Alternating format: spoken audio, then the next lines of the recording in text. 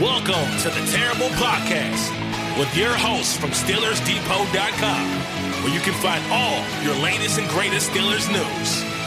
It's Dave Bryan and Alex Kozora, always lit, talking Steelers. And now, here's Dave and Alex.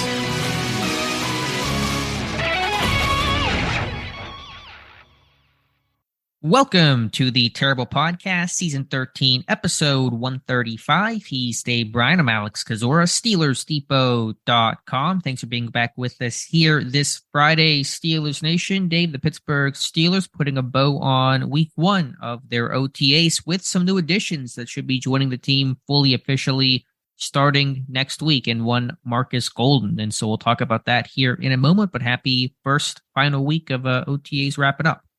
Yeah, one set of OTAs now down, two more to go, and then mandatory mini camp, and then a bit of a break there. Hey, do you eat at Chipotle? Do you like Chipotle?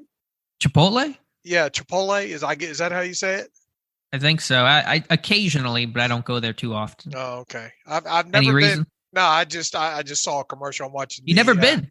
No, that's not my kind of. I'm a very picky eater, and I don't eat a lot of onions and peppers. I like black pepper. I like a lot of black pepper, but as far as chopped peppers and stuff and like true Mexican type food, I like old El Paso taco kits. Oh wow, very old school. That's my speed there. But I know a lot of people. I know that Chipotle's pretty big, but I just wondered if that's on your eat list. Well, on the Steelers list right now is a heaping pile of Markus Golden, and I probably said that really negatively, but I mean that in a good way, obviously. And so he came in for a visit, I think it was on Wednesday. And so shortly after our podcast wrapped up, a little bit later in the day, Pittsburgh announcing they'd signed him to a one-year deal. Don't think we know the actual number on that one-year contract yet, but Markus Golden, I won't say your newest Steeler because one came in right after him, but the most notable newest Steeler. Yeah, they finally got him some depth at the outside linebacker position, right? Something kind of we've been, last several years we've been calling for. And then, that one year they obviously had Melvin Ingram, and we were semi-excited. We were excited about that, especially kind of after the preseason that he had. And we all know how that worked out. Him, essentially forcing his way out of Pittsburgh there. And, since that happened, I get it. They went out and got Malik Reed last year and all, but we kind of anticipated how that one might turn out. And, even late last season with them putting him inactive those last couple of games told you what they thought about their own move when it came to that. And, you've had Jameer Jones, as a number 4 in there, and who else? Derek Tuska and Taco Charlton, and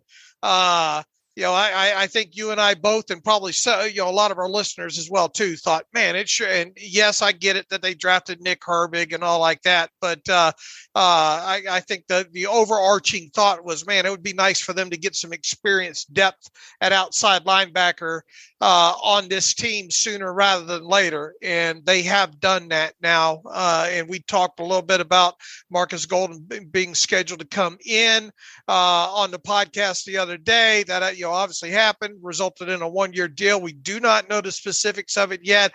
I'm willing to bet it's probably anywhere between, I don't know, if I had to guess, $2.5 to $4 million, and I would be shocked if it's that high. But they definitely have the cap space to afford it. But generally, you see these one-year deals for these kind of guys, $4 million or under. So I would expect that. I don't know. Maybe we'll get a surprise. Maybe it's a veteran benefit contract. If it is, kudos to Omar Khan if he gets that done. But about the player, you got a veteran edge rusher here, and you got a guy that can play on both sides. And I think the thing that jumps out about off the tape when looking at him is his run defense, Alex. I think that's one of the prime. Now, look, you go back a couple of years ago, he had 11 sacks or something. Now, I think I don't think all those were high quality sacks, but they were sacks nonetheless, and pretty good pressure rate, if I remember correctly, overall. And give me constant pressure, and the rest of the stuff will come. Especially when you look at the front that this team seems to be putting together for this season there. But I think the thing that really jumped out at me, especially his tape, his most recent tape being last year, was his play against the run. And he's a thicker body kind of guy, obviously. You go back to his measurables coming out many moons ago, and boy, we could tell some stories here, because I researched this as well too. Mike Tomlin, Kevin Colbert, Keith Butler, and Joey Porter were all at that Missouri Pro Day in 2015. Because I remember going back and reading that. We were wondering, were they there to see Shane Ray, or were they there to see Markus Golden? And I think at that time some news came out that they had dinner with both those guys there, so they knew about him, obviously, there. Then you fast forward to his pre-draft measurables and all, and he didn't test all that well, and that's probably why he fell into the second round, I think. Not too terrible of a fall there, but not a super twitchy guy. And obviously from a measurable standpoint with the arms and all like that, now he does have big hands that helps kind of offset a little bit of those short arms and all. But once again, I think the thing that really jumped out at me on his tape from last season was his play against the run. And the other thing that jumped out at me was he chases after the ball carrier, Yep. So he's got very, very good effort chasing down backside runs or runs to his side. He doesn't give up on plays. Now, he's not always able to catch those athletic, quarterbacks and all like that, but he does do a good job of chase. So I think, he's a fairly accomplished pass rusher overall. I think he's got a great, good first move, and I think he's done a great job over the years of building some counters off of that as well. So you want a veteran, experienced outside linebacker that can play against the run? They got the guy. A serving of Markus Golden is what I should have said to start my conversation. What'd you say? A heap? A whole pile of heaping Markus Golden, which is such a terrible way to describe him. He's a put big together boy. now. He's had some Chipotle in his life, I'm sure. Yeah. What are your thoughts? What jumped off the tape about him with you? Yeah, I echo what you say. I think the run defense, you had the stat, and not that we're stats first, but we're certainly looking at that, the 8th or 9th highest run stop success rate, or whatever the exact metric is this past season. Yeah, and so what I noticed about him was the hand use. And when you're a guy that doesn't have that, actually has really negative length, 31 and an eighth or 31 and 5/8 inch arms, to be successful in the NFL he's going on year 10, to be at that level, to have almost 50 career sacks, 11 sacks 2 years ago, you better have good hand use. You better be able to stay clean and work off of blocks, and you're not getting by just on long arms and that, an innate physical tools and length that you have that maybe other guys don't, because Golden does not have it. And so that's what I saw on tape. Was he's active, he's high energy, he stays clean, and as you said, he really runs hard after the football, and that does create some of the sacks. It does create that run defense, and both those things are important. So to get that veteran number 3 guy who's proven, who's experienced, the only concern there is just making sure he knows his role. He's comfortable with his role, being a number 3, being a rotational guy. That guy's still going to play a fair amount. Melvin Ingram played a fair amount before he won it out, but he just has to accept, I'm not going to start. And I think last year he was more of a rotational guy, only started, I believe, 15 or 5 games out of the 16 that he played in. And so that shouldn't be foreign to him. But as long as he's content with his role, then it should work out well. Now, look, is he a guy that you probably want starting 17 games and playing 900 snaps a season at this point of his career? Probably not. But, and look, if they got the player that we think that they got here in Markus Golden, they should make a conscious effort to get Watt off the field for a couple plays, get Highsmith off the field for a couple plays.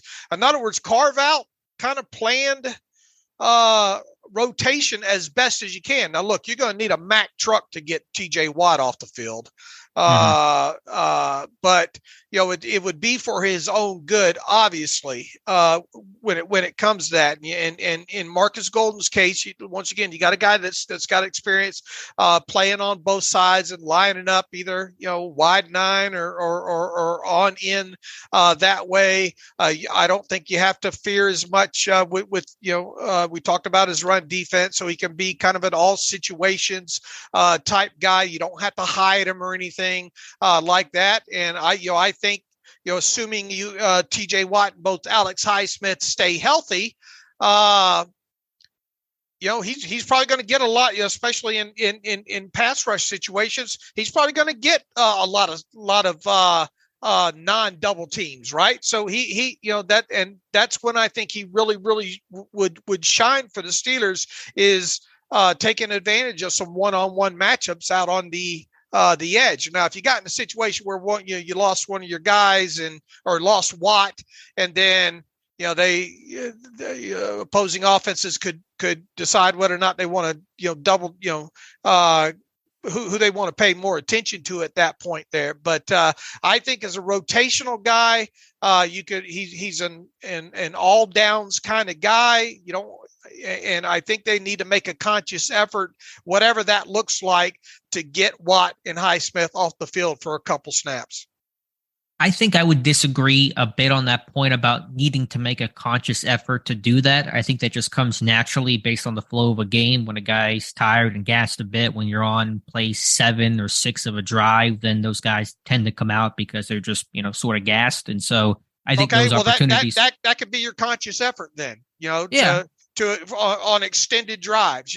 They have just got to make sure that they don't gas, right. Don't burn all the fuel out on Watt and Highsmith, Right, I'm with you. And it will be easier to make that decision when you have a guy like Golden coming in, as opposed to Malik Reed last year, who eventually became inactive, and you were trying to use a bit of Jameer Jones and more to Marvin Leal and those kinds of things. So you'll feel more comfortable doing that. Maybe subconsciously you'll be more willing to take a TJ Watt, or Watt himself will be more willing to come out for a play from time to time. It's just, we've talked about this the entire offseason, Dave, where you got to be 3 deep at outside linebacker. You can't be just 2 deep. I think just in principle for in-game rotation, but also the injury. And then, of course, we've seen Highsmith battle stuff. TJ Watt has battled a ton of stuff the last 2 years, most notably the torn pec, or partially torn pec, that kept him out from week 2 until after the bye week. And so, not to say that if Watt goes down, Golden's going to replicate that production. Obviously, he won't, but your defense is not going to wilt the way that it wilted last year when Watt went down. And so that's the real critical thing, is you better have some good rotational depth. And I was still uneasy with Herbig and Roche and whatever else there might be, before the Golden signing. So to get a veteran like this that has been out there on NFL fields, has proven it, has been consistent, has been productive, that gives me a bit more comfort going to sleep each night. Yeah, those should be, if all of them stay healthy, those should be your 3 guys, plain and simple. And Golden's a guy that, once again, depending on situation and all like that, he could be a 3, 4, 5, 6, sack guy, and more than anything, he could be, the pressure rates, I don't think you lose.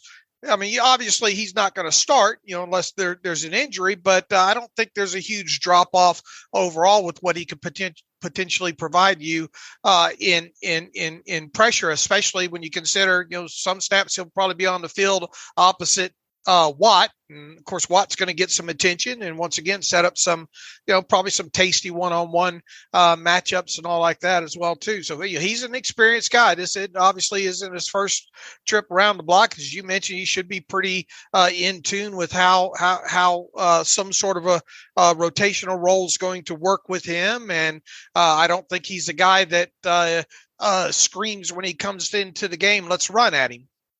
Sure. Now, I don't want to be hypocritical. The length sucks. I mean, his length is, I think it's even worse than Herbig. And so I don't want to, ignore that completely.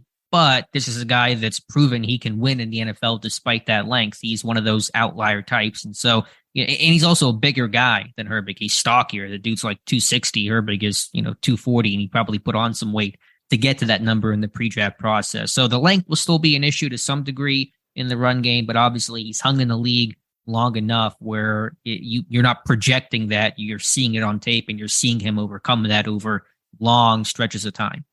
And plus just the experience to know, and he's seen it before. He knows how to properly set the edge and get stuff. Part of good run defense is making sure you're in the right spot, not trying to do too much, right?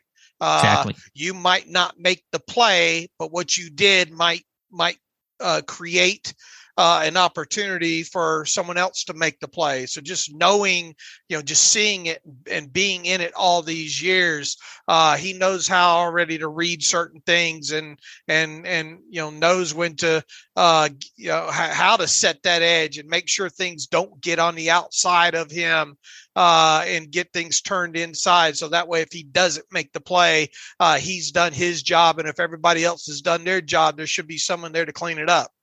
100%. I do want to correct one thing. 2 years ago, he was more the rotational guy. 5 starts in 2021 and 16 games played. Last year, he actually started 14 of the 17 games he played in. He played almost 800 snaps a year ago. So barring an injury, he's going to have to be content with playing closer to a third of the snaps, we'll say. And so that's going to be an adjustment for him that didn't go over well with Melvin Ingram. It's going to have to go better with Markus Golden. Hopefully those terms were spelled out clearer to him, so there's no potential repeat of this thing happening midseason where a guy is unhappy with his role and he wants out. Well, here's the thing, too. And now you know the rest of the story. You love that phrase. Paul Harvey, good day. He has a link to Denzel Martin. The Steelers outside linebackers coach. Those two go all the way back to the time in when they, at Missouri there. So, hopefully there was some good communication ahead of this. And, if Mike Tomlin and Omar Khan and company didn't spell it out, hopefully Denzel, look, at this point with all this talk and the season that Highsmith's coming off of and talk about an extension, Golden's got to know that he's not the starter. And some guy named Watts over there on the other side as well too. So I don't want to speak in absolutes here, but you would think that this will go a lot better than it did with Melvin Ingram as far as roles go. Sure, it should be okay for 2 reasons. One, I think Ingram was the better player than Markus Golden. I think they're comparable, but I think Ingram was better. And more importantly, Highsmith didn't have the breakout season he's coming off of right now when the whole Ingram stuff happened back in 2020 when Highsmith was still trying to come into his own and find his role. There was more of an argument of should it be Ingram or should it be Highsmith. Now with Highsmith coming off a 14.5 sack season, probably going to get paid, mega bucks here in a couple of weeks. I think Golden will be more understanding of that situation. But I just want to put that disclaimer out there because even if you know that intellectually, just being able to stomach that as a guy that's been a starter and played a lot of snaps in his career, adjusting that role, it is going to be a mental adjustment. You kind of have to talk yourself into this is for the good of the team. And this is, I have a role to play in accepting that. But I assume it'll be okay. I just want to mention that because we've been down this road before. And at Golden's age, this is the best thing for him. Yeah, he'll be a better player, I think, in a rotational role. Sure. I mean, he's 32, and so you can't always play 1,000 snaps a season at his age. And I want to go back to what you said. A great pull by you. I'm kicking myself because I've told this story before, and this is about Denzel Martin, who's now the official outside linebackers coach. So it'll be the guy coaching Golden. Not only did Mike Tomlin and Porter and company go see Shane Ray and Markus Golden in 2015, they found Denzel Martin. And the story about how those two connected was because Martin was at Missouri and impressed Mike Tomlin so much that he brought him into Pittsburgh, I believe initially as a scouting intern, and he's worked his way up the ladder, a coaching intern, and now he's the outside linebackers coach. And the story between Martin and Golden was, I mean, they lived together, I believe. I mean, they were like super close through their circumstances. They really helped each other out a ton. So it's a really interesting connection there to see those guys reunited all those years later is pretty special. Yeah, and Markus Golden, even after he signed, put up a nice little message. Glad to be something to the effect of glad to be reunited with Denzel Martin and all like that. So obviously a familiar face, and now the rest of the story. You do. Let me ask you a question. I got this one. It's a good question, and none of us know the answer to it. But Bud Dupree got offered a 2-year deal, correct? That's why he went to Atlanta for 1 year. What was that? That was the story there that Pittsburgh offered him 2, and he wanted a 1-year deal instead of locking himself down for 2. So he goes to Atlanta for a 1-year deal. Of course, now Pittsburgh is giving Golden a 1-year deal. You do kind of wonder what the difference there is. Maybe Pittsburgh was a bit more desperate, or maybe Golden just drove a harder bargain. I'm not quite sure, but I believe that's the way this thing has gone. 1 year, $2.82 million for Bud Dupree. Right. And reportedly Pittsburgh was offered him a contract, but it was a multi-year deal. Look, maybe this thing will come in less than 2.82. And if they do, boy, you want to talk about a real bargain. Right. But I'm saying like the years. Why would they offer Bud 2 and Golden the 1? Yeah, that's a great question. Let's see the total. Well, the total contract value with Bud Dupree is $3 million. So there's some per game roster bonuses in there. So and the guaranteed money on that deal, it was 2.49 million is the guaranteed amount, and then he can earn another 5.1 or 510,000 in per game roster bonuses there. So maybe the guarantee was a little bit of a sticking point. I don't know. But could it have been because now they have more actual cap space after Witherspoon got released and Trubisky got extended. At the time, they weren't 100% sure if those things were happening. Maybe the fact they have some more cap space now makes them feel more comfortable doing a 1-year deal. Possibly, but as we like to say all the time, you can get things done. Sure. In any way. I don't know. Maybe that's a great point. Maybe that's a sign that this number will come in under 3 million. Right. Or maybe Pittsburgh said, you know what, we kind of backed ourselves in a corner a little bit here, and we got to get some veteran in, and he wants 1 year, and we can make it work. So let's not try to fight this thing too much and do what's best for the team. But, or you know what, maybe Golden was high on the list. Golden was released right around the start of the new league year, if memory serves me. So maybe he was on their list, but he was more of a, hold on, let me wait this out a little bit here. And the Steelers probably said, okay, well, we can't promise you anything. We're talking to other people here, and then obviously you get past rookie minicamp, you start getting into OTAs, and when people don't have jobs at that point, they're probably returning a lot of phone calls at that point. So we'll never know, right? But maybe this was a situation, because look, I mean, you other than Bud Dupree, you want to talk about guys with links to the Steelers. Golden's next on that list, right? So maybe there was interest way back when he got released, but maybe Golden thought, you know what, maybe there'll be something that opens up a little bit better than what the Steelers are offering me, and I'll see, So we just don't know the timeline, how long maybe they initially contacted him. No, I understand that, but even if they had thrown out the 1-year deal back in March, why offer Golden 1 and Dupree 2 and not ostensibly not offer Dupree a 1-year deal that he wanted, where he goes to Atlanta instead? I mean, again, we'll never know. But we'll never know. Point is, though, you have a room of Watt, Highsmith, your starters, Golden number 3, and we'll assume Herbig stays and is considered an edge guy for now as a number 4, really, hopefully, quality and core special teamer. That room looks pretty good to me, Dave. Yeah, it does, and it's. When's the last time it's looked this good? Probably since Highsmith's rookie year, when they had him, Dupree, and Watt as your top 3. And I don't even know who number 4 was that year, but it's strong. Yeah, and it's something. Look, kudos to them for addressing it. And with a player higher caliber than a Malik Reed, so. I think they're fine.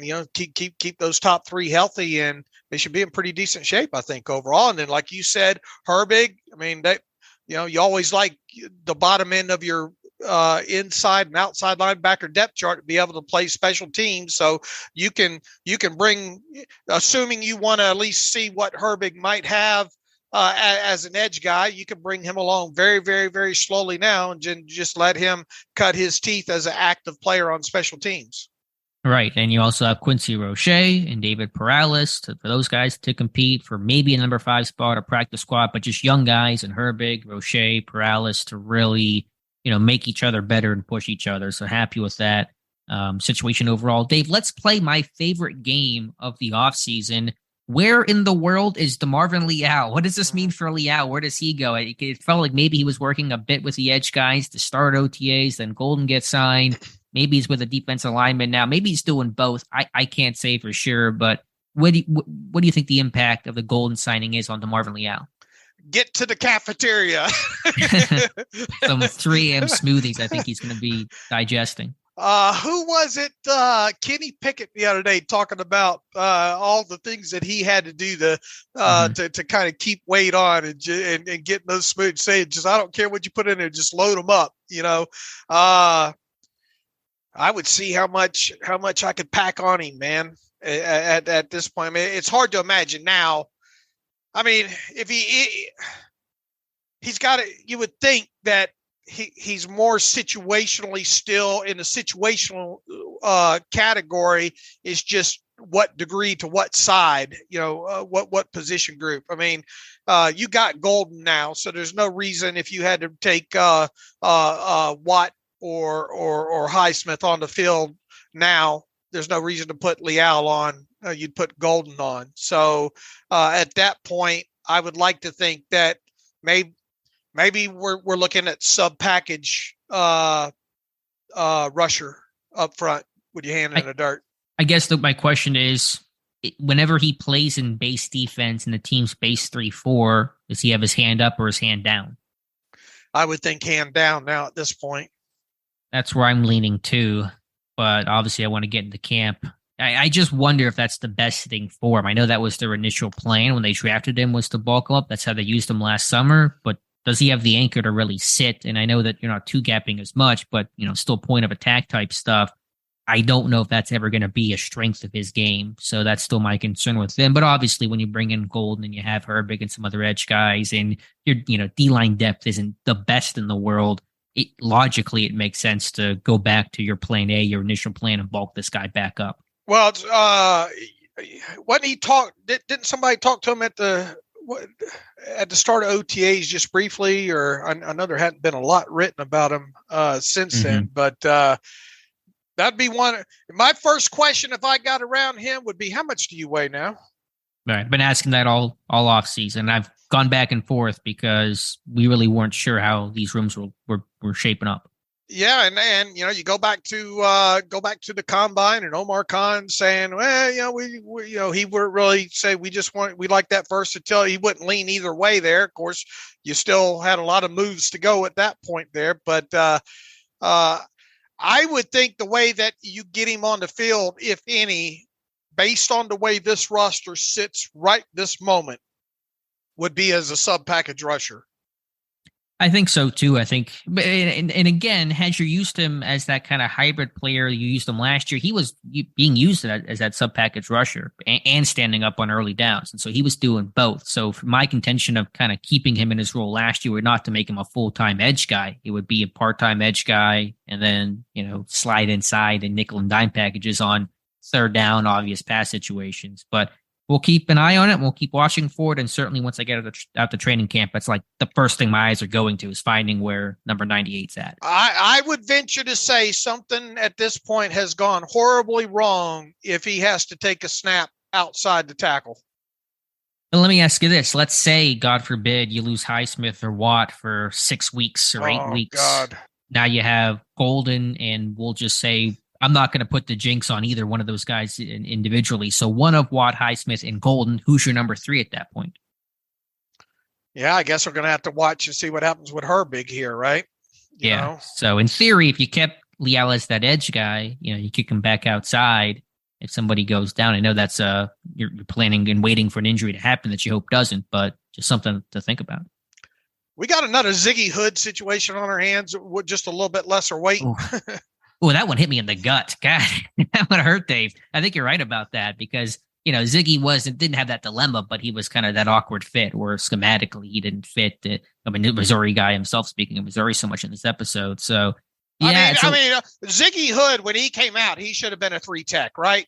He was a 4-3 tech. He that should have been him. He didn't, and at the time he really didn't fit what the Steelers did then. I've just gone back to Sean Davis. Is he Sean Davis in the sense of you move this guy around so much, he never gets to hone his craft anywhere. So that's my concern. Yeah, look, I think Leal, if he puts a little bit weight on, doesn't lose any speed, he could probably be an effective sub-package rusher, hand in the dirt. Yeah, I think he could be. That's not my issue. Can he stop the run? If he can't stop the run as a defensive lineman in Pittsburgh, it's hard to play in Pittsburgh. Right. So that, he'd have to, most definitely. It's all the things we said. He's either going to have to lose weight and become edgier, or he's going to have to bulk up and be able to drop anchor there in the middle. Yeah, I don't mean to belabor the point. I know I've mentioned it so much, and it's not like it's going to make or break Pittsburgh's season, but I just hope whatever they decide, there's a plan that's clear, so this guy knows what he's doing, what to work on, what his weight to be at, the playbook in terms of what he's, looking at most closely. They just have to give this guy a clear plan, whatever it is. The worst thing you can do is not chart this course for this guy, regardless of whether it's D-line or edge or some combination thereof. You can't tell this guy, this is how we plan to use you. How do you expect this guy to get better? Right. I would agree. All right, Dave, speaking of defensive linemen, one was back in Pittsburgh today on the practice field. That was Larry Ogunjobi, who appeared to have not been out there with his teammates for the Tuesday and Wednesday practice. Don't know why. Assume it was, personal or something minor, obviously. So Ogunjobi back. TJ Watt returned for Wednesday and Thursday practice. And so, again, I think attendance was pretty strong overall this first week of OTAs. Yeah, I do as well too. And if you look at Larry Ogunjobi's Instagram feed, he bought his parents' house here recently. I don't know how recent. Maybe that was the reason he. And we don't even know he wasn't there specifically. He might have been inside getting treatment or whatnot. But regardless, he's back at it. TJ Watt's back at it. I think there was a report or two that. Armand Watts maybe wasn't on the field for that first practice, but I spotted him in a video that the Steelers released. So he's out there. Was there now? Obviously, you got some guys kind of slowed right now, Allen Robinson and Holcomb. But even the video that they showed from Holcomb from today showed him moving around pretty good. He looked explosive. He looked good. There. So, I think coming out of this week, for the most part, it seems like most everybody, if not everybody, is there. And for the most part, probably 99.5% healthy. One other player that got signed here, he's now number 89 on this roster, is wide receiver Cody Crest. He was signed a rookie from Sam Houston State. He was in Indianapolis, initially signed there as UDFA, got cut, and is now in Pittsburgh, a speedster who ran a 4.39 40 or 4.38, something right around there. Really good testing numbers overall, a fair amount of production. We'll have a player profile film room on him over the weekend. So that is number 89 on this roster. A little curious to add a wide receiver with that room seemingly pretty deep, but I don't know exactly the whole mechanisms of slot versus outside versus maybe somebody beat up right now, but that is the latest signing. Yeah, Sparky, right? You look at his RAS number and you say, yeah. He was easy to link to him. I haven't watched. I just watched a few clips of him as all, but it looks like he can get down the field a little bit. Play, obviously, what was he? Harvard and then Sam Houston, right? Yeah. So they've signed two Sam Houston State guys that transferred into the college because the outside linebacker, Toby Nduke, he was SMU to Sam Houston. Now this guy, Crest, is Harvard to Sam Houston State. And I think Crest originally was with the Colts, right? Undrafted free agent, and he didn't last there too very long at all, obviously. Was waived. So we'll have to see how long he sticks or whatnot.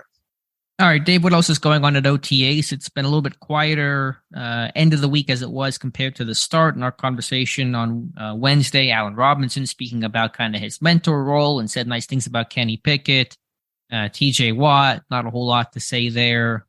Anything you've heard from OTAs that caught your attention? Yeah, I mean, look, the key here generally after you get through this first week is just the overall excitement, right? I don't think, obviously we're not privileged to watching what actually went on. And even if, let me ask you this, what do you think if let's play a new game, what if Alex were there? Okay. What if Alex were at OTAs? What do you think would most likely be a big takeaway from your eyes? Of anything that I'd be watching? Anything that you'd be watching. Yeah. What name a couple of things that you would deem as being big takeaways from the OTAs? That's a big question. Well, first of all, I'd be looking up the whole time at players I'd be talking to. So let me kind of get myself in that mode. They are feeling even shorter than usual. I mean, I mentioned before, I think especially this first week of OTAs, it's kind of just getting your footing of, okay, where are some of the new guys lining up at? How much is Allen Robinson slot versus outside? I think Patrick Peterson made the reference he's left corner and Levi Wallace is bumped over to right corner to replace Cam Sutton. For now, things will change. Obviously, it's just, it's still early in this process. Connor Hayward seems to be running with tight ends more than running backs in that position group. Still, in terms of any sort of evaluation, I'm always kind of, hesitant for that, but I'd want to see Kenny Pickett kind of see, I could feel that jump initially from seeing him as a rookie to now that this is his team. He has ownership of the situation. So to see how Broderick Jones is adjusting to some of the Pat Meyer principles, I'd really want to pay attention to that. And some of the secondary pieces where guys are lining up, Chandon Sullivan's getting some first team nickel reps. Are they doing anything different with Peterson? Are you seeing any sort of, what Casey's role is going to be? Is he sub package? Is he base? I'm just trying to check some of those boxes. Yeah, and wasn't it? Was it Casey that said, "I'm not really sure what how I'm going to be used"? So they're probably still trying to figure a lot of that out at this point. Still, sure, it's not sorted at all, and that does give me a bit of pause here because Pittsburgh the last 2 years had really good continuity in the secondary. You've lost quite a bit of that with Edmonds being gone, with Sutton being gone, with Millette being gone. You got some new pieces and some new faces in there, and so I do have a concern you might get some of those coverage busts early in the year as kind of this younger, newer group tries to gel together, kind of the way the offensive line had their issues last year. The whole offense had their issues last year, so that gives me a bit of pause here. There's talent, but just trying to come together and be coordinated with some of the changes, the turnover, there could be some struggles early on. Yeah. When is the last time? And that's a good point too, because technically there really is going to be a lot of changes, both with some starters, obviously, and with some rotational guys in there as well too. I mean, when is the last time we've seen kind of, I don't want to say upheaval, but this much, change basically when it comes to 25 guys on a defensive side of football. Yeah, I mean, I think from a defensive standpoint and overall roster construction standpoint, you've seen a ton of change. It's been a long time for that. For the secondary, I mean, you had after 2020, you lost Mike Hilton, you released Steven Nelson, you had change there. And I'm trying to think back to how they plugged some of those things. Again, the slot issue was a big issue early on. They made a lot of mistakes, and eventually they just kind of put Cam Sutton there, and it worked out well enough. Not an option this time around, but I just think about your hubs of communication, your slot corner, your inside linebacker room is entirely different. Your safety group is looking a bit different with Neal coming in to replace Edmonds. Got a lot of guys that are in charge of communication and adjusting and those types of things that are new people, new voices. And so I'm kind of worried about that stuff because in some of those critical middle positions, strong safety, inside backer, slot corner, you're going to have some pretty brand new people there. Right. I mean, I don't, every year, people say, the 3 days, first three OTA practice. Oh, this team's going to be great. I don't know how you can draw hard, even if you're there. I don't know how you can draw hard conclusions other than saying, man, thank God they're healthy. Right. You know? I mean, there's reason to be excited, and we both agree upon that. Sure, this roster looks you should better. be, and that's part of the fan aspect, right? Because Sure. you should be excited. You should be excited about what you don't know. I think at this point.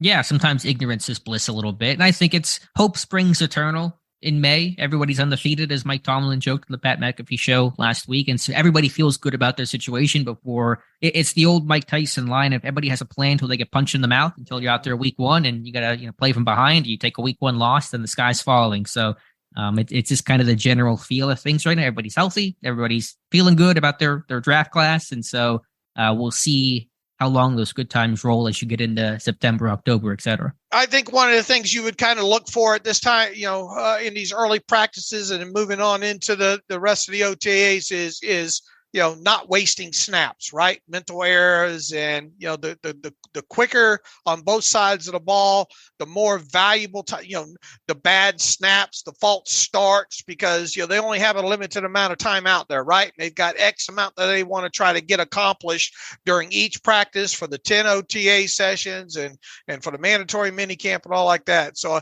I think a positive takeaway, if we were to hear it come out of these first 3 weeks, would be, man, they got a lot done, because there just wasn't a lot of stoppage for whatever reason. There wasn't that much of having to pull aside and correct MAs or MEs, right? Mental errors, that kind of stuff. So I think that would be a big takeaway coming out of these 3 weeks by even if you're there watching it in person, would be, man, they got a lot done, and they looked like they were pretty confident getting that work done. And Kenny Pickett seemed to say as much, where I think the defense might have some of those growing pains with their new pieces, while the offense on Pittsburgh's side has a couple new faces. It's generally the same core in place in terms of, we know Kenny Pickett's the quarterback. Your skill guys are the same. Yeah, there's some changes up front of the offensive line, but Mason Cole year 2 in Pittsburgh, James Daniels year 2 in Pittsburgh. And I think Pickett even said, our installs are, we had 1 or 2 last year. Now we have 5 or 6 in this first week. And so I think that's going to further this offense along considerably. Whereas last year, they're just trying to figure out, okay, who's our quarterback? Pat Meyer trying to teach these guys. It probably was a mess last year in OTAs, to be honest with you. It probably looked like a train wreck. So I bet you it looks 10 times better this year. Yeah, and even though you got obviously a couple of new pieces in there, you got those veteran free agents, especially on the line and all like that. And Sayamala had some nice things to say about Mason Cole, not only being a smart guy and being able to communicate that, and a lot of communications got to go right on both sides of the football this year, but Kenny, to hear him talk and the amount of install stuff that they've gotten in and versus last year, he seems really, really once again, everything that Kenny has said, this entire offseason.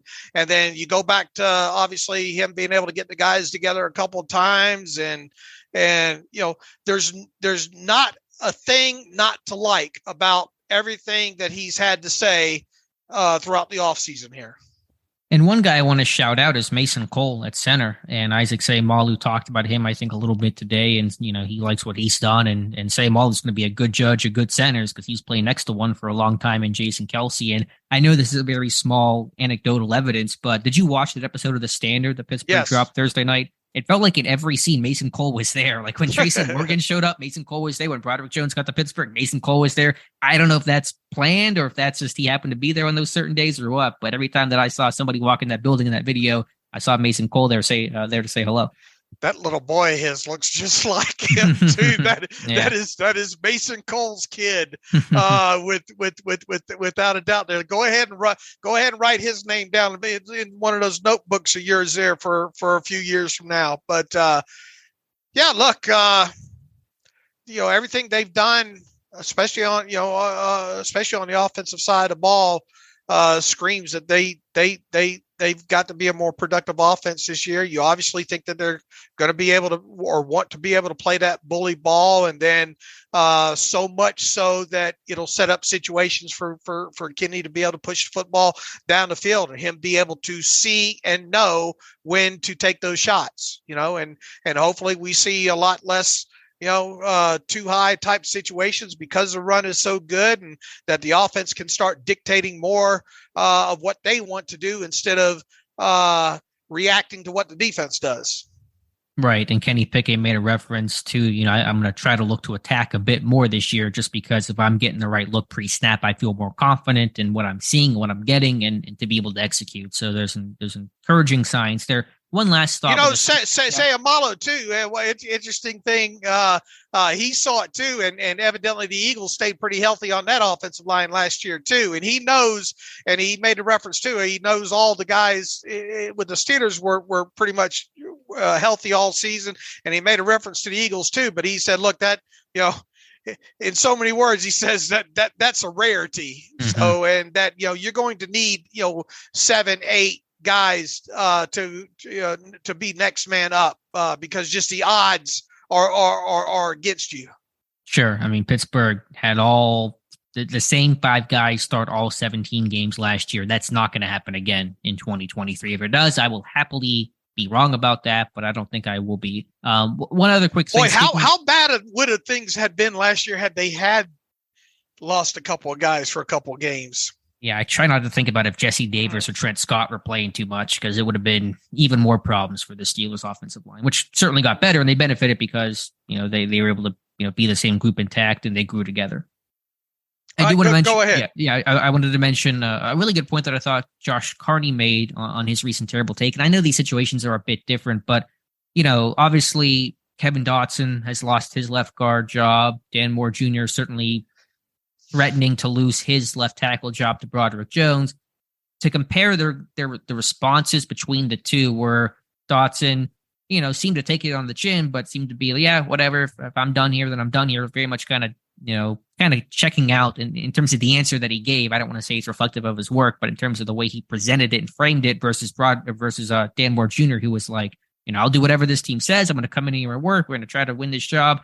Just a different mindset. And I understand it's a bit different because Moore is still right now the starting left tackle, and Dotson is now the second team left guard. So it's probably different whenever you actually are running second team versus the potential of running second team. But I'm just seeing the mindset difference between Dotson and Moore, the attitude difference, and that probably goes a long way. And so that's why another reason why I sit there and say that, yes, I think Broderick Jones is the favorite to be the starting left tackle week 1 against San Francisco, but I think Moore is going to give him one heck of a fight because he's more comfortable in the system. He's obviously a veteran player at this point, and he brings a really good attitude to, I'm going to still do whatever I can to, compete and try to, keep my starting left tackle job.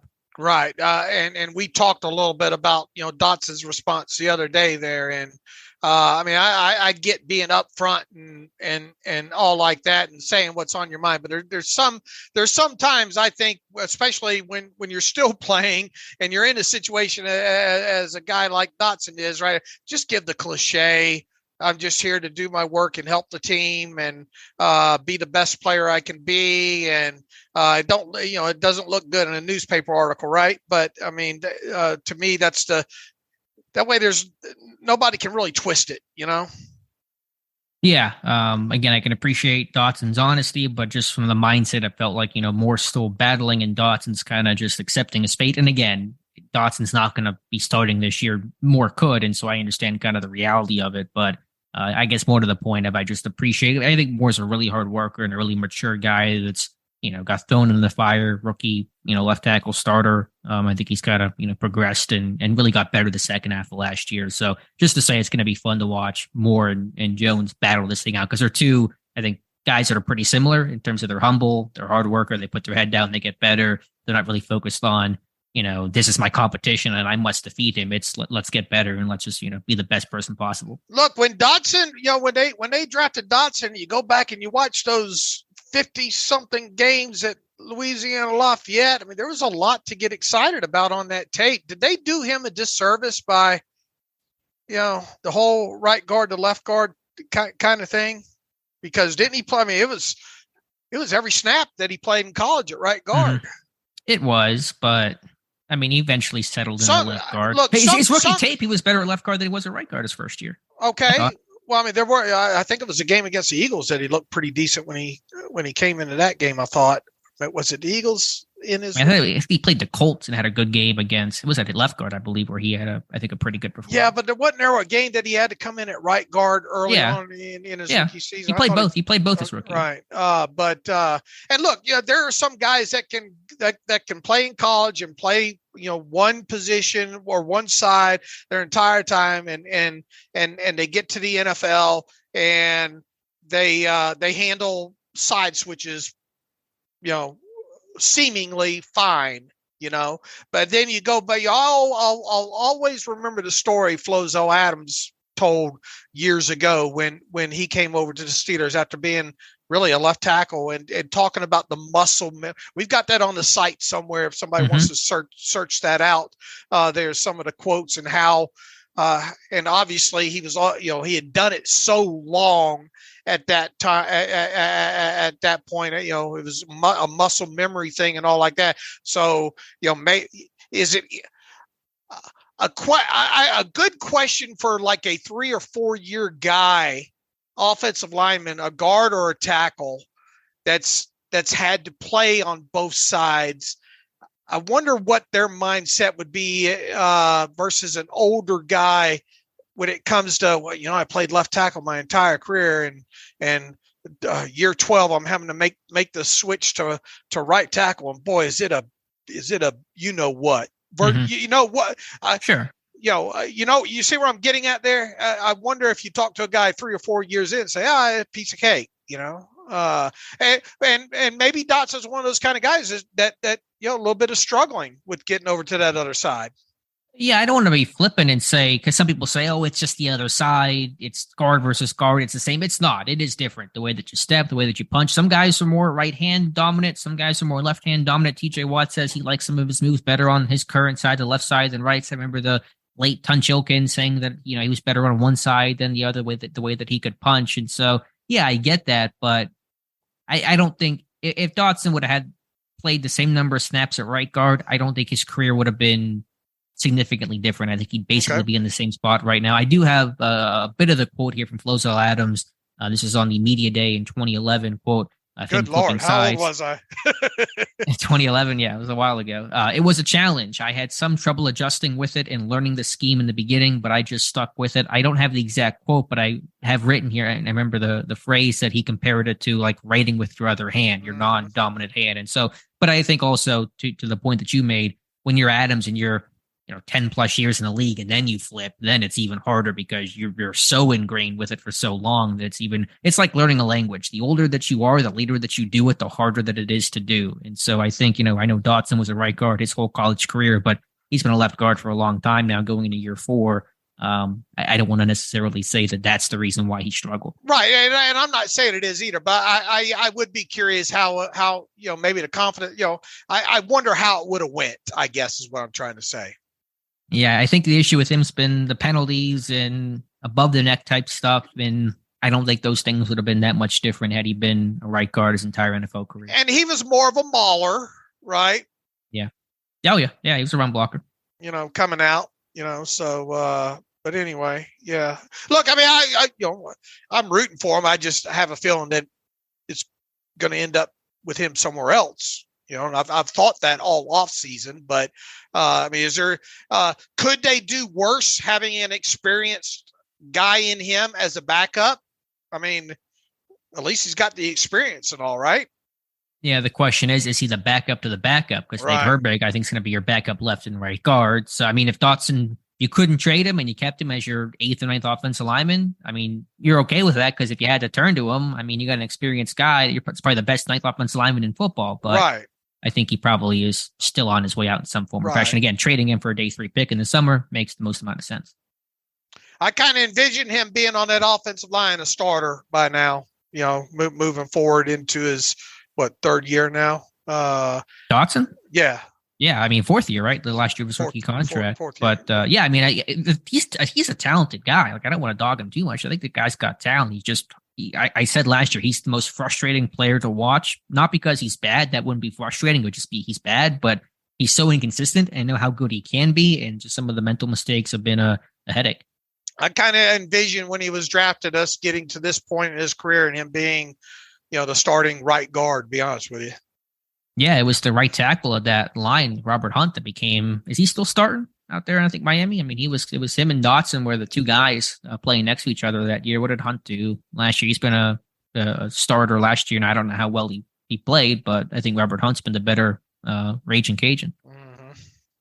All right, Dave, anything else from OTAs? Kind of, again, not a whole lot new or super interesting. Did you make anything? The New York Jets posting a clip on Thursday night about their war room. You spotted this, and it would seem that Broderick Jones truly was not their guy. McDonald was their guy, but of course, you wouldn't expect a team site to say otherwise if they were tweeting some stuff out or having some behind the scenes access, as the Jets did. What do you make of that situation?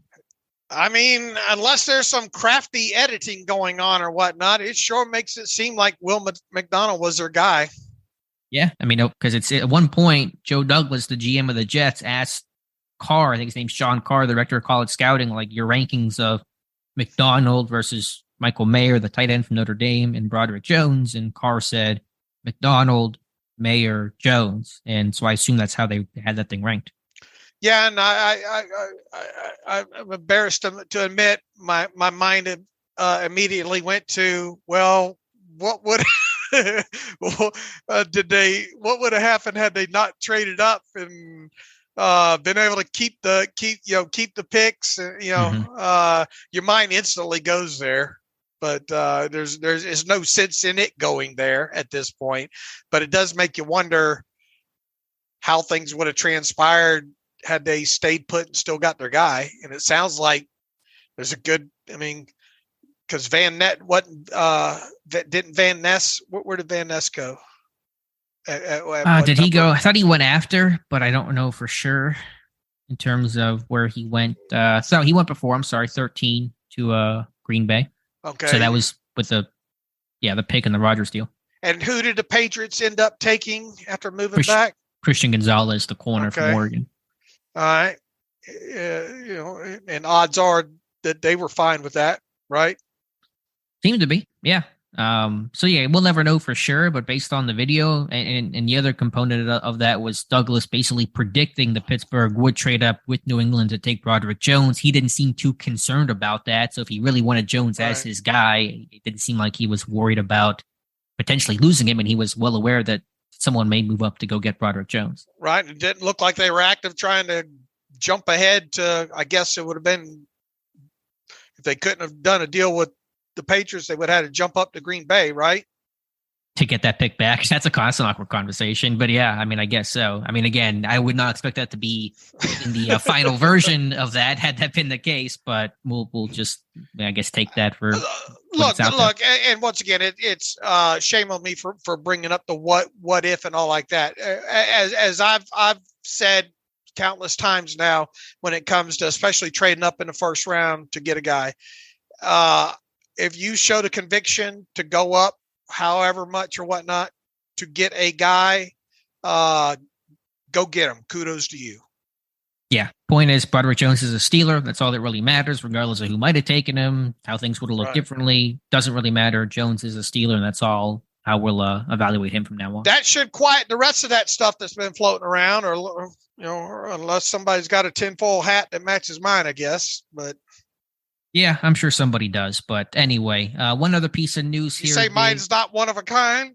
No, it's one of a kind. There's just some other one of a kinds out there too. They're all specially made for each person to wear them. Made to order, right? Made to order, exactly. Custom order. They're just like Chipotle. We're bringing this thing full circle. You have it. You have this thing your way. All right, Dave. One last piece of information here. Pittsburgh partnering with Ireland. That's came out in the news earlier this week, and then at a press conference today.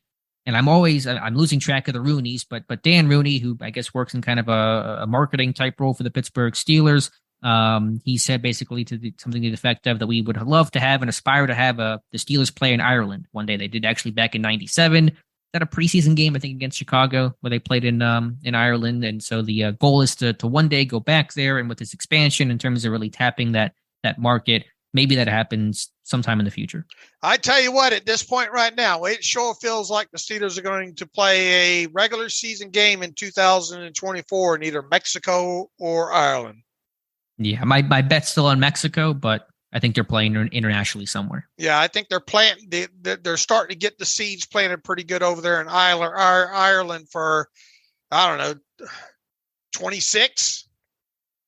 Yeah, maybe. I mean, obviously the NFL is expanding. They're not just playing in London; they're playing in, Frankfurt and expanding into Germany. So they'll probably continue that expansion. My whole takeaway from this week, once again, is the fact that I think next season they're going to be playing in one of the international games. Period. Mine as well. Now the question is it a home game? There's the lease thing, right? In the Acrisure. Yeah, didn't Mark Rooney say a couple years ago they didn't want that they had to have X amount, but you've also have. Didn't he dispel that? I forget. Someone say that wasn't it something about? Yeah, but wasn't it something about a certain number of home games? But now that they have 17 games, I wonder if the schedule worked out where I thought it was. It's been a long time since we talked about this. I thought it was something along the line of stipulation of 8 home games. So what if you had nine home games, which next year? But they'll have 9 this year. 9 home games this year. Is it this year? Yeah. Let me check. Yeah. So they're going to have 8 next year, which means they couldn't. If that's true, they couldn't have an international home game because they'd only have 7 games in Pittsburgh. Right. So maybe next year would be a away game in Mexico, and then 26 home. I don't know how the rotation. Too much math right now. Let's get the lease requirement printed out of the Acrisure rules and read that off. Yeah, but I thought don't you remember it being something along those lines? 8 games? I do, but I thought Rooney had kind of dispelled that to some degree. Maybe it is that 8 game thing, and obviously 17 games where if you had 9 home games and then you took one as an international game, you're still at 8. But if that's true, and I'm reaching here, if that's true, next year they're going to have 8 home games, which means they could not be the home team for an international game. All right. We short answer is we don't know for sure. We'll have to get the Steelers Depot research department on that. Yes, we'll just wait till next year when they release the international games. Make sure you craft up the inter-office memo for that department. All right. Well, whose life do I want to make miserable this weekend and make them research all that? We'll stay tuned. All right, Dave. Anything else to talk about Steelers wise? Save me from this conversation. All right. Why don't we get to some? I don't think there's anything else, is there, Alex? I think didn't we get everything? Yep, I think that's good. Let's get to some reader emails and close out today's show. All right. Jared writes in, Dave and Alex, enjoy the great content weekly from the Depot staff and appreciate all the hard work, especially during the pre-draft process. My question is regarding Coach Tomlin and the Steelers Pro Day dinners. It seems every year that we use the Pro Day dinner as a Blue's Clues when looking at potential draft picks. It seems astonishing to me that each year at the big schools, the Steelers are able to get the top prospects at the big schools to break bread with Coach T. And he has in parentheses Clemson, Alabama, Ohio State. Do you feel this is because of networking that Tomlin has built with those big programs over his 15 plus years, or is this something the Steelers prioritize over other franchises and other teams and using this as a tool in evaluation? With only the night before and night of the pro days, that's 2 available dinners, and the Steelers seem to always get the guys to break bread with. Regardless, kudos to them to take advantage, dig deeper with evaluating guys and getting them off maybe their comfort zone and finding out more about the person on top of the players. Yeah. And look, I think this is a twofold, and I think Omar Khan even kind of addressed this to some degree, saying, "Look, you better probably start phoning early for starters, and sometimes maybe you only get a cup of coffee, right. or a dessert or something with these." But the reason I say probably twofold too is, unless these guys do have hard dates, and I imagine those dates do fill out, and obviously the Steelers aren't the only ones that do the dinner circuit like that. I'm sure when it's Coach Tomlin calling or his assistant, whoever, I'm sure it's easy to get those booked if the dates are open, if that makes sense. And then the rest of it is probably a timing thing of, can we get you for a dessert at a restaurant type of thing? You said it well, Dave. I agree 100%. I think it's probably all the above. Pittsburgh prioritizes, they care about it, and so they're more incentivized to focus on these things and not be late to the party.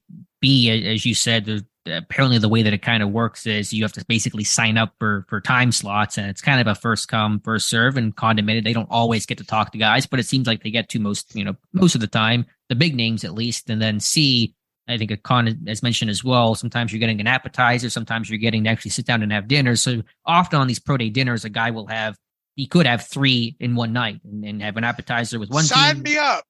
Yeah. Dave, you're going to start training for the combine next year. You'll be running some 40s next year. I'll see you out there. I'm actually watching my weight now. I'm hungry all the time right now. Yeah. But so it's not uncommon for some of those, top prospects to bounce around and kind of speed date, so to speak. 20 minutes here, an hour here, 30 minutes here. And so it's not always where you get one night with one prospect. But yeah, I think Pittsburgh certainly cares about this. They certainly value it. The correlation between first round picks and pro day dinners and pro day attendance is ironclad and continues on their own work on. And so it's something Pittsburgh really actively, searches out for. Jared, good question. And we enjoy the out of tracking it too. And it is a big part of the Blues Clues. Heck, we were able to rattle off from our stuff on the site from years ago. I'd even forgotten this, so I'm glad I can go back to it on the site. That they had dinner with supposedly Shane Ray and Markus Golden way back in, was that 15? 15. Yeah, a long time ago. Good. 2015. We've been at this a long time. Thanks, Jared. Chris Lookart writes out, without comparing Kenny to Ben, would you consider Kenny's rookie season a successful one? Look, I just think successful. I mean, they won games in the second half of the season there. He cut down on the interceptions. It didn't look overly too big for him overall. Heck, they almost got in the playoffs.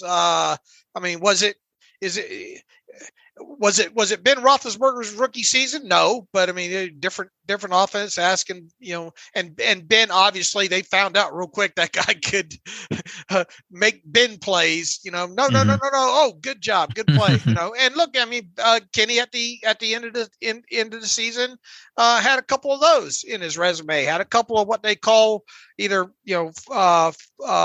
fourth quarter wins or comebacks in there. So I think, to not, just as Chris says, to not compare Kenny to Ben specifically, would you consider Kenny's rookie season a successful one? I would say yes.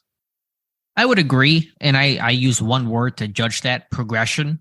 Did Kenny Pickett, progress his game throughout the year? And undeniably, it was a tough start. And you saw him and this offense get better. And so that's encouraging, the way that you ended the year with 3 wins in the final 3 games, come from behind, game-winning drives, big-time moments, Christmas Eve against the Raiders, on the road against Baltimore. You talk about games that define you as players. What you do against Baltimore, especially in their place, that defines how you're viewed as a Pittsburgh Steeler. And so that's certainly a really encouraging note to go out on. Is it perfect or no? Are there things to work on? Absolutely. Can Kenny Pickett get a lot better? He can, he should, he needs to. This team has to have it. But yeah, I saw progress. And now comparing it to Ben, I mean, different teams. That was a veteran team, Super Bowl contending type team. Steelers offense was the youngest offense in football last year. Just different situations you're walking into. So there's really no comparison. But yeah, I would say the Pickett season was a success for where he was at last year. How's your study coming along on that from from taking a deep off season dive on him? Yeah, I'm up around the bye week, and so I really can't wait to get into the second half of the year to kind of see some of that progression. So it kind of comes and goes based on time. But it's been busy. Like I said, Marcon has kept us so busy this year. But I'll have that done at some point, I don't know, within a month or so. All right. Dave Ricard writes in, felt last year that Mitch went to DJ more than Pickens, and the opposite was true for Kenny. I chalked that up to chemistry developed early in the offseason since the tendencies lined up with the teams each quarterback was running with in camp. Do you think this year's added time for Kenny and DJ to build chemistry will help to bring DJ back to wide receiver one numbers? Thanks to both of you and the rest of the crew. Truly awesome coverage. P.S. I was teased by a coworker for bringing up arm length again regarding pass rushers and the signing of Markus Golden today. It was a proud moment there. Look, here's the thing about this team in short arms. That they have no problem after the fact if the guy's been around has proved that they can do it to go out and sign a guy like that. It is interesting from now. Look, the fit with Herbig there was a fit on many levels there. Obviously the connection, coming out of a good program in Wisconsin, and didn't TJ say something to the effect today about how it's kind of, what did you say?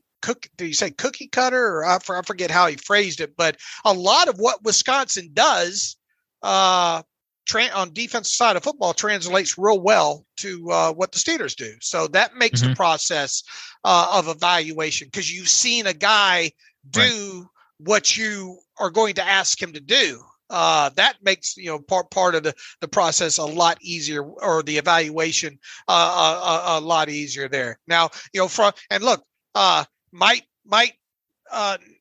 Nick Herbig become the next Markus Golden or Van Noy? I mean, nothing says that he can't, right? It's just, you look at overall, he's an outlier, and he would have to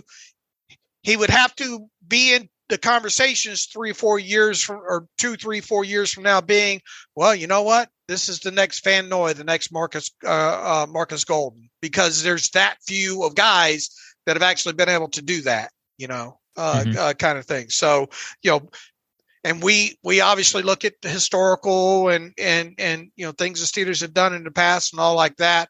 But you go out and sign a guy like Golden has got the shorter arms there. Back to the Kenny and the DJ. Look, you would hope that having more time with that top receiving crew will pay dividends for all of them, and just the whole off season and not being new and all that kind of stuff. So, and look, you're going to hear the same thing out of our mouths all off season. Got to get the ball to these guys, however you out in space there. We got to see a lot less comebacks and curls to Deontay and Pickens. You got to get, you can't expect those guys to have an average of 4.1 yards after the catch by catching out routes and curls and comebacks, right? Yeah, 100%. I mean, there's a lot of layers to that question. There are different components. I think scheme had a lot to do with Deontay's numbers being stunted. His own play, his own issues was another part to it. And I think early in the year, the offense was even more rigid. You saw more sprint outs. Those kind of went away the middle half of the year. They kind of returned late in the season. But I think the offense was really, really rigid and static early in the year. And it kind of got a bit better as the year went along. I was a little less angry watching it. Yeah, I think certainly Mitch being with Deontay, his first team guys, helps a little bit. Although Deontay, he didn't really do much in the spring. He missed part of training camp, and he got the contract done, then got hurt, and then he really didn't participate a whole lot. I think George Pickens, being a raw guy, he progressed as the year went along, so he just became a more involved guy in the offense. And week 15, a better, more complete receiver by then as compared to where he was in week 1, week 2. So all that is to say there's a lot of variables that go into play. But sure, I think Pickett, first team, full off season, Deontay there, full off season working, Pickens working. Everybody's better for that. Yeah, and look, he even titled this email Chemistry, and I think it starts and stops right there. I mean, you want these guys to remain on the field all off season. We just, earlier in the show, we talked about the defense and all those new parts and all like that. The worst thing that you can, injuries are obviously always tough to overcome, but especially when you got that many new guys on defense, and you got a couple new offensive linemen, and you got a quarterback taking over the reins and all like that. You want as much chemistry as you can possibly get throughout the offseason here. So hopefully those guys stay healthy. Can I ask you one question? And it's probably an obvious one that you're going to go duh and say this is a silly question to ask. But even given all the roster improvements made this year, does this Pickett, I've given the answer the way, does this season come down to Kenny Pickett and his progression? Like if he makes a jump, this team's good. If they don't make a jump, the other additions really aren't going to matter that much. Well, I'll say this first and foremost. I think Kenny will be a better quarterback overall. I'm expecting some sort of jump. I think that jump can be even greater if they can come out and play that bully ball. Right. But I agree. He will be better. The question is, how much better will he be? And because basically the jump that he takes determines how much better this team is overall is basically what I'm trying to questioning. Unless the defense is the 2008, right. But I think there are degrees to, you don't want to get in these first couple of games and him having to throw the ball 40 times. I don't think, Of course. Now, if he has to do that and he succeeds drastically and you win games, we go, oh man, you had 3 comeback wins, fourth quarter game winning drive. They might really be onto something here, but I think you're looking at probably different degrees. I think his jump can be even great. I expect a jump. I think that jump can be even bigger if they accomplish some of the things that I think that they want to do early in the game. I don't know if that answers it the way you want it answered. No, I think it does. I'm expecting a jump. I just think there's going to be variables into that as far as the degree of it. Sure. I know I'm oversimplifying things a bit. Obviously, the identity, the run game, ball control, those things all have value, but they need to score more than 18 points a damn game. I'll tell you that. They do. But I guess my thought is, if you had to fill in the blank of this season, the Steelers 2023 season will be defined by blank. That's the old match game thing. I would say it's defined by the jump Kenny Pickett does or does not make. Okay, yeah. And to what degree? I mean, because obviously if he makes a huge jump, they should be right in this thing. Exactly, yeah. So certainly we expect them to be better. How much better basically determines, because again, it's a quarterback-driven league. They're in an AFC North with first round quarterbacks that have been peak guys at their best. AFC's loaded with top quarterbacks. So obviously, better defense, better run game, better O-line, all those things help your quarterback, help your team overall. But it really just to me comes down to how much better does Kenny Pickett get? I think ideally in my head, things going well includes Kenny dropping back maybe at max 30 times a game and to start the season, them running the ball real well, them 65% red zone or greater efficiency, obviously not turning the football over and being on the right side of a lot of one-score ball games. I agree, but I also would say, and these are again kind of obvious duh statements, but Kenny Pickett's going to have to make plays, and the Steelers will have to let Kenny Pickett make plays and not be so ball control where they don't let their franchise or their first-round supposed hopeful franchise quarterback get to really show what he can do. What's the narrative there? If they, the narrative should be somebody needs to be canned immediately. But if they can't come out and run that football early, Yeah, it's going to be that's what they're basing this whole season off of. And they put too much on Kenny, they expect him to do too much. Right. I mean, the whole goal of the offseason is to be more balanced, to be run first, because Pittsburgh's calculation is, and I made this point before, we're not going to win the game 35-31. We're not going to go into a shootout against Patrick Mahomes, no matter how good Kenny Pickett gets, and expect Pickett to go literally toe for toe with this guy. So our best defense against Mahomes is keeping him on the sideline, and not even, because last time you put the Steelers defense against Mahomes, he lit you up for 40 plus points in like back-to-back games in the regular season and playoffs. And so the more we can keep that guy off the field, that's the best way to ensure he can't score. And that's the framework in which Pittsburgh's building their entire offseason behind. In my head, I'm thinking a great game for Kenny early on in the season is 69 to 70% completion percentage, 24 attempts. Okay, you're going like real 2005 on me, 04 or 05 right now. Or 2010, right? What was it, 10 or 11 that they Bento that little back then? Didn't they try to back off a little bit on Ben back then? Well, pull that up. Let's see. Let's test Dave's memory. Ben in 2010, he only started 12 games. He threw the ball 389 times. That's an average of 32.4 attempts per game. What year was that? 2010. What about 11? 11, 513 attempts and 15 games played, 15 starts. That's 34.2. So number went up about 2 passes per game. Okay. Did he have any games where he had to really throw it a bunch of times in 2010 or 2011? Is there what do they call that? A mean? Is there the average of it? I mean, I just gave you the average. Not the average, but what seemed to be kind of the majority of times? Were there a couple of games in there that he obviously had to throw like 48, 50 times? Yeah, some that skewed the numbers. Yeah, there was in 2011, there was a 50 attempt game. There was a 44, 41, 40 at 4 games, 40 plus attempts. He had 3 games with fewer than 25 pass attempts. So, all right, maybe I am thinking more of the earlier years there, but in my head, I'm envisioning, 28 pass attempts being perfect and 60 to 68, 70% completion percentage, 269 yards, 2 touchdowns, no interceptions. Nothing that's going to win you any fantasy championships, maybe, but things that work for winning ball games.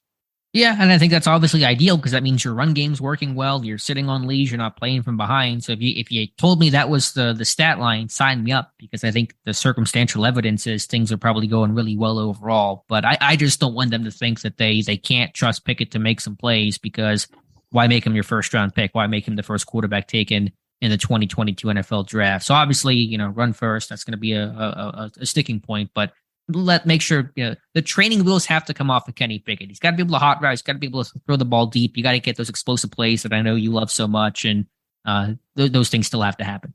All right, let's see if we can get one more in here. Shane Glass. Hey, gents, thinking back to Freiermuth comments about Washington taking the load off the blocking, do you see them potentially getting creative to get both of them on the field? For example, what are the odds we see the team use Freiermuth as a big slot and 11 personnel with Washington in line? That might get them some mismatches for Freiermuth, forcing teams to respect the run since Washington is basically his own heavy formation as a 6 offensive. Look, I mean, I hope we see a bunch of mix and matching with that. And, go back to the old, the way the Patriots like to do some things with being able to, and Kenny should know enough now that you be able to, audible out and collapse something down and check with something else, So, yeah, I mean, I think there's a possibility that I don't think it's going to be a heavy usage of it and all, but I mean, I think you're going to see Freiermuth and Washington on the field together, and based on maybe what the defense rolls out there, they do put Freiermuth detached. Yeah, they will. I mean, 12 personnel is easy to do. They're going to use that a lot. They've used that plenty in the past, and so they're going to use it certainly after drafting Washington. I think you saw later last year, Freiermuth, stood up more, played more in the slot, backside nub, 3x1. He's isolated backside. They had some, concepts designed for him that way. So yeah, you're going to see that. If I could just go back to my thought on the Steelers philosophy, just real quickly, one last time in this episode. My thought is Pittsburgh wants to be the 49ers. That's their model in their head. The 49ers are successful with this really strong defense, good run game, and creative scheme. Enter Matt Canada joke here. My worry is the Steelers shoot for the 49ers. They become the Titans, where they're a run game, they're run first, decent quarterback. Pittsburgh's defense, probably better than Tennessee's defense. But point is, they're just, a competitive team. They're in the hunt. They got a good coach. Players love them, but they're never really getting over that AFC hump of the big play pass game. Well, the thing about the Titans, though, too, is Derrick Henry could rip off an 89-yard run for you. Right. They had a bit more of an explosive run game. But point, they got a solid run game, big back, power football. That's how the Titans are built. And they're kind of in that purgatory of, we're a wild card-ish type team. And my concern is that's where Pittsburgh ends up. Hopefully it's 49ers, but it's like the old reach for the stars, you might land on the moon. Reach for the 49ers, you might land on the Titans. And do you really want to be the Titans? Not really. And look, and they've mentioned this. Pickens mentioned this the other day. It all starts on first down, right? So they've got to get in a lot of very favorable second down situations this year, or new first downs. Yeah, they've on, been on first down. Yeah, I think they're 2 years ago they were 31st in first down yardage. I think this past year they were like 26th or something. They went up like 0.4 of a yard, but numbers still got to be better than that. Those 3-yard first down carries by Najee need to become 6 yards. Yeah, and that's why they're trying to get the power run game with, say, Malu and some of those big guys up front that can push the pile, because you got to do more than 3 yards in a cloud of dust. Shane, look, I'm excited. You don't have to twist my arm to talk about having 2 tight ends on the field. Yeah, you're going to see it. You're going to see those guys. We've talked about Big Empty. We've talked about, Split and Frymouth out. They can align tight. I mean, you can do a ton of things. So they should be able to effectively mix and match personnel this year. All right, I lied. One more. Joe Watts writes in, "Hey guys, you're my second favorite podcast. My wife is a podcaster, so she's number one." All right, that'll keep that household safe over there, Joe. Say it's tinfoil hat time. All right, where is it? Let's see here. Do you think it's impossible that Omar brought in all those guards during the pre-draft visits just to throw off the Jets off a little bit, since everyone was talking up the Steelers tackling a tackle, perhaps getting inside the Jets' head so that they would not compete with the Steelers in trade-up opportunities? Does that make sense? He says if they thought we were maybe going the guard route, the Jets would be less susceptible to get nervous and try to jump. Just a thought. There must be some reason. Well, Joe, unfortunately for you, you sent this on Wednesday, May 24th at 12:04. So you were handicapped by timing here, and we do not hold that against you. We just talked about earlier. I sign me up to watch any of those videos, right, Alex? Yeah. What goes on behind closed doors in the draft room there, Joe. Everything we talked about early in this podcast, I think you have your answer there. And who Joe, what's their GM's name? Joe Douglas. Yeah, Joe Douglas. He knew what they were going to do, and even before the draft, what sold it for me to finally make Broderick Jones in one way, shape, or form the Steelers pick in my final mock draft is I just kept staring at the fact that they had 3 tackles under contract at the time, and one of them was LaRaven Clark. So 2 tackles under contract. Yeah. You kept staring at that. And, if they wanted to hide it better, they would have added 2 more street free agent tackles. I don't think they give a damn about it. Really overall, I don't think they care who thinks that they're going to do what. Yeah, they don't care, and nor should they care. Don't cut off your nose to spite your face. Don't hurt your own process, because the draft is hard, man. It is hard to get this stuff right. Half the league's going to get these picks wrong in the first round this year. That's what happens every single year. Hopefully Pittsburgh's not one of those teams. Statistically, they're more often than not that they get the first round pick right, but not always. And so you better do your homework. You better find out who these people are, especially an underclassman 1-year starter like Broderick Jones. It's not like he's a 4-year guy where you been watching this guy for the last 2 years, waiting for this guy to become draft eligible or declare or whatever. And so you better do your homework. And Pittsburgh, you go to his pro day, you have dinner with him, you bring him in for a visit, the big flashing lights about who you had interest in. So Pittsburgh, the guards they looked at were more day 2 type of guys, 32 overall type of guys. I don't think it would have thrown the Jets off the scent. And obviously based on this video the Jets just released, they really didn't seem to be too thrown off the and trail. Joe Douglas obviously knows to go to Steelers Depot to get the 411. Yes. That wasn't the video, correct? He was searching Steelers Depot. Yeah, I didn't find that. They probably cut that. They cut that out. Yeah, they can't have pro Steelers stuff. What are some other good? The Colts behind the scenes was excellent. The Chris Ballard look behind. The Dallas one. Was Dallas good? They have a full video? I don't know if it was a full video or not, but they got into the situation about taking the Michigan kid there.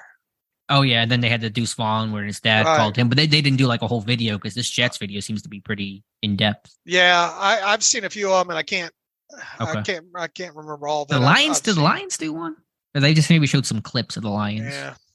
But the Colts one was really But good. look, and also if you're a good general manager, you do figure out and know that, the Steelers probably going to trade up here for Broderick Jones.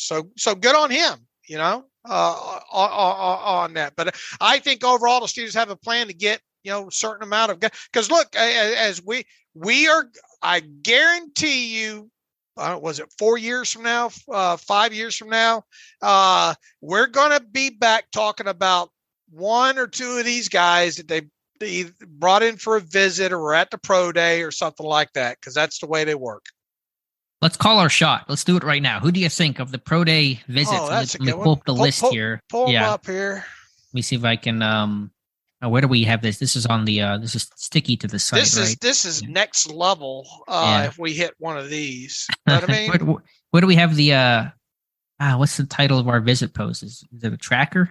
Yeah, it's a tracker, pre-draft visit tracker. I pulled it up before you did. Yeah, I know. How about that? I really did turn 30. I'm getting old. Let's see here. You had to guess one name that becomes a Steeler when these guys become free agents. We'll call it 4 years from now. All right. I've got, let's see. Play the Jeopardy music. Ding, ding, ding. I've got one in my head. I'm sure. Let me just kind of look over the list. You beat me to get into it first. All right. I got one too. I feel we might have the same here. All right. Want to say it on three? One. Well, on three, not 1, 2, 3, and then say it, but on three.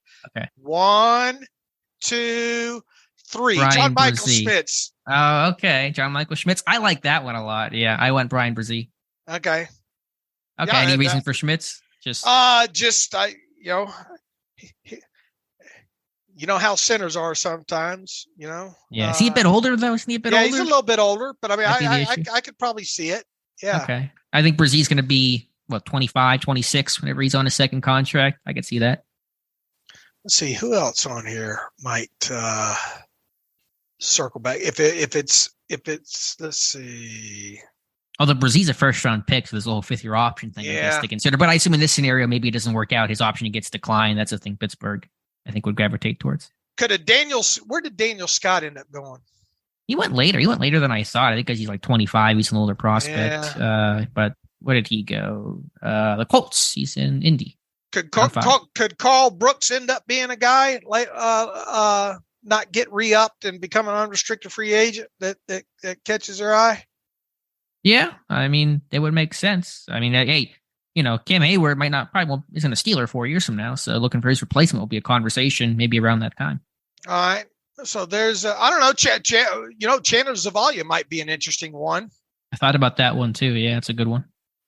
You know what? That might be the best selection out of all of them right there. Yeah, he's got that back issue. He's the only concerned about the injury. Steve Avila, I think, big power. Probably going to be a good power blocker 4 years from now. Anyway. But all right, that's a fun exercise. All right, I think we got through the emails here. I think we've run long enough. We filled up a lot of time today somehow. All right, anything else? We'll be back on Monday, right? Yeah, as much as I loathe talking about the topic, you're going to watch AB play some football for the Albany Umpire on Saturday night? You can find however you find those games. I have no idea how. I would guess that I can pay per view that through their Albany Firebirds website. Do they air games live? I think you can buy those minor league games. Okay, I have no idea. I mean, I'm sure somebody might be streaming it on Facebook, Instagram Live someday. I don't know why I would, but I am intrigued. Roland Rivers is the quarterback, former Steelers rookie minicamp tryout, local kid. Yeah, I don't know. Ask me on Monday. We'll write about it, I'm sure. Yeah. At least it's football related with AB. If it's football related, I can tolerate writing AB type stuff. All right. In the meantime, you can follow me on Twitter at Steelers Depot. Follow Alex on Twitter at Alex_Kozora. Follow the show at Terrible Podcast. Email the show Did I just say that? The Terrible Podcast at gmail.com. If you like what we do and want to donate to the cause, if we're your second favorite website next to your wife's, then help out the cause, SteelersDepot.com. Hit the donate button, upright navigational bar. Also, if you like an ad-free version of the site, SteelersDepot.com. Hit the ad-free button, upright navigational bar. This has been fun, Alex. I'll talk to you on Monday. As always, thanks for listening to the Terrible Podcast with Dave and Alex.